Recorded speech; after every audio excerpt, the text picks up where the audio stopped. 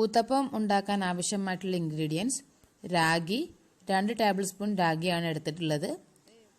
പിന്നെ വേണ്ടത് ഉഴുന്നാണ്. 1 table spoon ഉഴുന്നെടുത്തിട്ടുണ്ട്. ഇനി അല്പം തേങ്ങ 1 ടേബിൾ സ്പൂൺ അല്ലെങ്കിൽ 2 ടേബിൾ സ്പൂൺ തേങ്ങ ഇടാം. പിന്നെ അല്പം ചോറ്. പിന്നെ നിങ്ങളെ കയ്യിൽ വീട്ടിൽ എന്തൊക്കെയാണ് വെജിറ്റബിൾസ് ഉള്ളത് അതെടുക്കാം. ഞാനിവിടെ ക്യാരറ്റാണ് എടുത്തിട്ടുള്ളത്. പിന്നെ അല്പം നെയ്യ്, അത് ഓപ്ഷണലാണ്, നിങ്ങൾക്ക് വേണമെങ്കിൽ ചേർത്താൽ മതി. ഇനി എങ്ങനെയാണ് നമ്മുടെ ഊത്തപ്പം ഉണ്ടാക്കാം എന്നുള്ളത് നോക്കാം. ആദ്യം ചെയ്യേണ്ടത് രാഗിയും ഉഴുന്നും കൂടി അല്പം വെള്ളത്തിൽ കുതിർത്ത് വെക്കണം. 2 ടേബിൾ സ്പൂൺ രാഗിയും അതിലേക്ക് 1 ടേബിൾ സ്പൂൺ ഉഴുന്നും ചേർത്ത് കുതിർക്കാൻ വെക്കാം.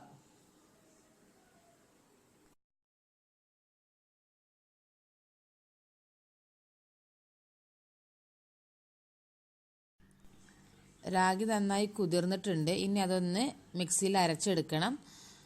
കുതിർന്ന രാഗിയും ഉഴുന്നും നന്നായി വാഷ് ചെയ്തതിനു ശേഷം നമുക്ക് മിക്സിയിൽ ചേർക്കാം.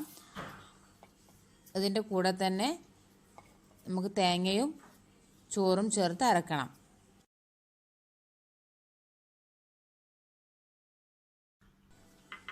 തേങ്ങ ചേർത്ത് കൊടുക്കാം. 1 ടേബിൾ സ്പൂൺ തൊട്ട് 2 ടേബിൾ സ്പൂൺ വരെ തേങ്ങ ചേർക്കാം.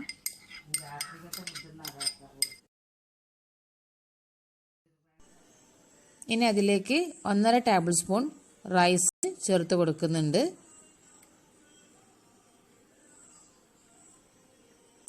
ഇനി അല്പം വെള്ളം ചേർത്ത് നന്നായി അരച്ചെടുക്കാം.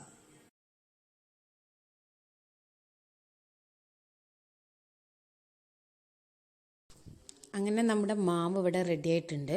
ഇനി ഇത് ഓവർനൈറ്റ് നമുക്കൊന്ന് ഫെർമെൻറ്റ് ചെയ്യാൻ വേണ്ടിയിട്ട് വെക്കണം.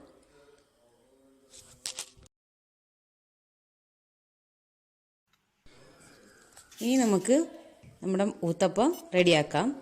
അതിന് ഇതുപോലൊരു തവ വെച്ചിട്ട് ഇതിലൽപ്പം ഗീ ഇട്ട് കൊടുക്കാം.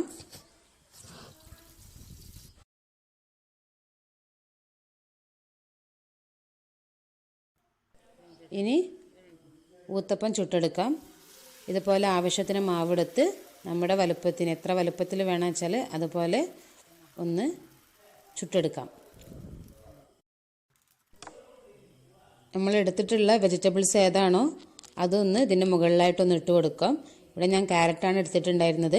അതുകൊണ്ട് ക്യാരറ്റ്, ഇനി വേണമെങ്കിൽ നിങ്ങൾക്ക് ബീട്രൂട്ടോ അങ്ങനെ എന്ത് വെജിറ്റബിൾസാണ് നിങ്ങളെ കയ്യിലുള്ളത് അത് നിങ്ങൾക്ക് ഇവിടെ ചേർത്ത് കൊടുക്കാം. ഇനി ഇതൊന്ന് മൂടി വെച്ച് വേവിച്ചെടുക്കണം.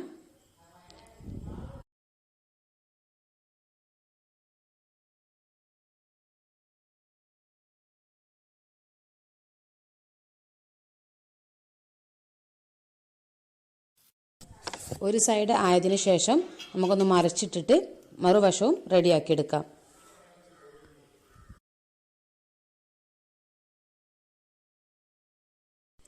അങ്ങനെ നമ്മുടെ ഊത്തപ്പം ഇവിടെ റെഡി ആയിട്ടുണ്ട്.